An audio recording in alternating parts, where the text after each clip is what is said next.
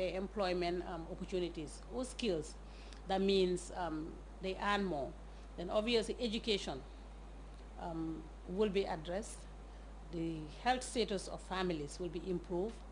And also all other issues of, for example, gender-based violence and peace and security will come up automatically.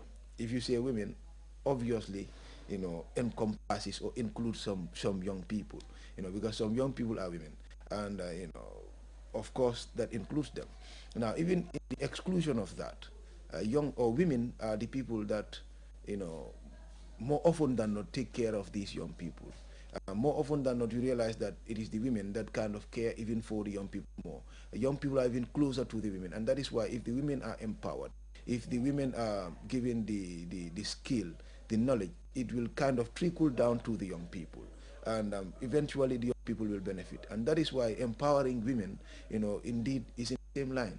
If you empower women, I am convinced that you indirectly empowering young people. It's the women who are the custodians of our culture, our life, the way we live in our communities.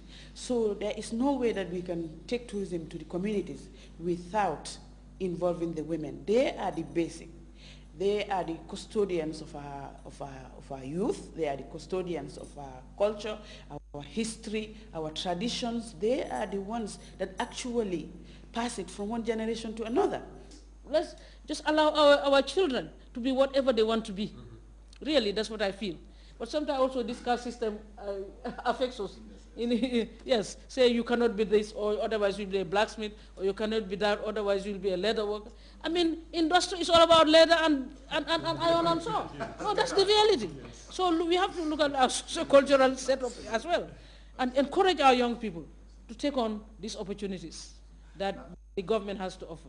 It has a lot of potential, and what we are calling for now is for partners who are involved in poverty reduction to see the importance of strengthening the youth sector and arming them with livelihoods to build a nation.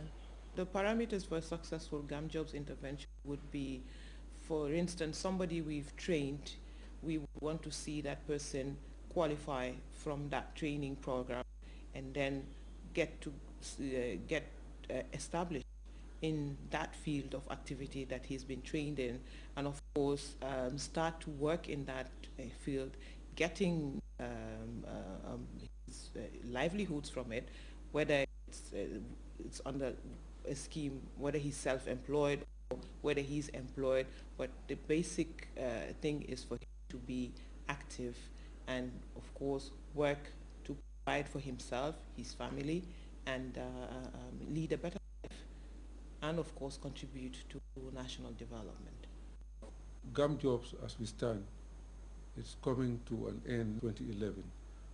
But even though the government of the Gambia contributed $100,000 by the time it was equivalent to $2.8 million, and the UNDP in Banjul also contributed over the program period of $500,000 over the program period. We were lucky to also have our friend, the Spanish government, to contribute $2.8 million into the program.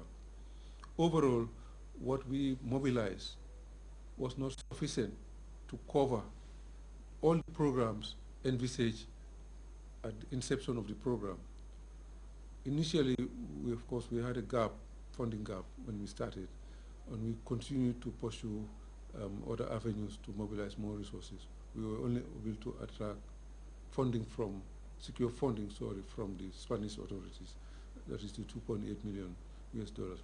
So I would expect multilateral agencies such as the World Bank, the IMF, and all the other international agencies, the ADB, a host of them, the IDB. We have all this, I mean, even the UN system in other areas, such as UNIDO and so on, to come on board and complement the efforts of GAM jobs and help us move our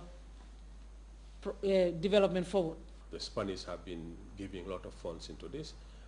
We hope that other institutions, the ILO, the UNDP, in as much as these are institutions that have always been the bedrock of GAM jobs, but they also upload and increase the the resource mobilization and resource intervention for GAM jobs. This will become critical for after post 2011 GAM jobs. When the youth succeed, it's us who've succeeded, and it is the Gambia that has succeeded because we will be eliminating poverty, and we will be empowering these young men and women to stand on their 2 feet, not to be spoon-fed and not to wait for people to do things for them. They need to take their destiny in their hands, and this is what we're expecting and we hope to achieve.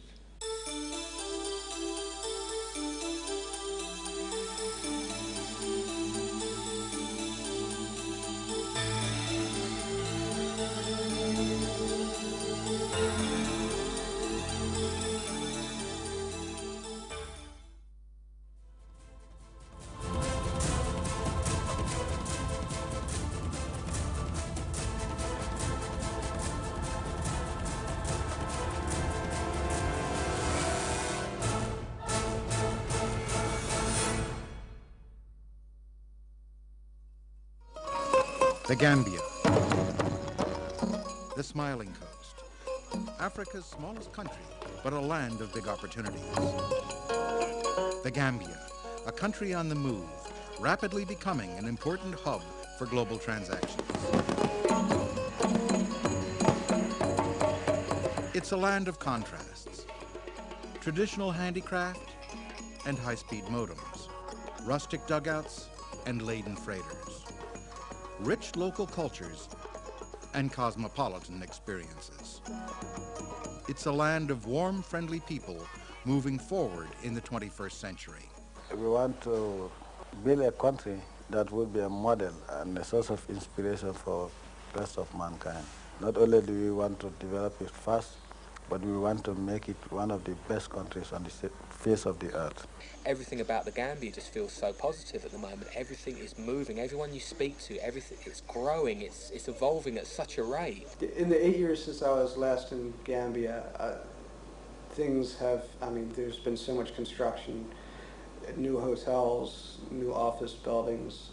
Everyone there has cell phones now, which just amazed me. The extraordinary growth over the last 10 years is the result of the Gambian Master Development Plan, Vision 2020, and the close collaboration between private enterprise, NGOs, and the government. As a leader, you're just like a pilot. You must have to have a flight path. And so Vision 2020 is the blueprint of what we want to achieve as a country. With an eye to a peaceful and prosperous future, the Gambia is in the midst of an unprecedented transformation. It opens its doors to the international community. Welcome to the Gambia, the land of peace, the land of hope, and the land of hospitality. Above all, this tiny nation's greatest resource is its gracious people. We have a lot of assets that we're proud of. We are happy people. We are emotionally, socially very stable. I've served in 6 or 7 countries throughout my career, and the Gambians are by far the people who are the most naturally nice.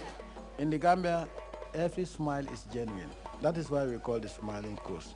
Just walking down the street, you can start up a conversation with somebody about anything.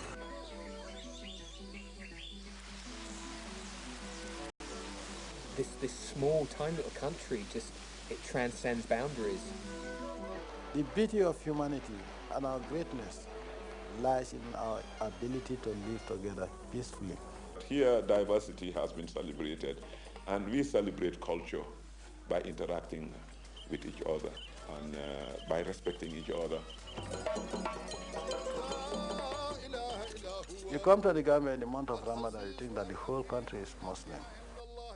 If you come to the Gambia by Christmas, you think that the whole country is Christian. We thank you for the peace we have in our nation that made it possible for us to gather and for us to move in progress and development.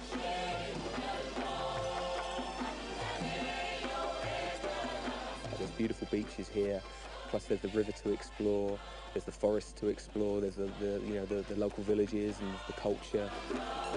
Fishing in the Gambia, absolutely brilliant. Of course, we also have one of the most beautiful rivers you can find. and one of the most navigable rivers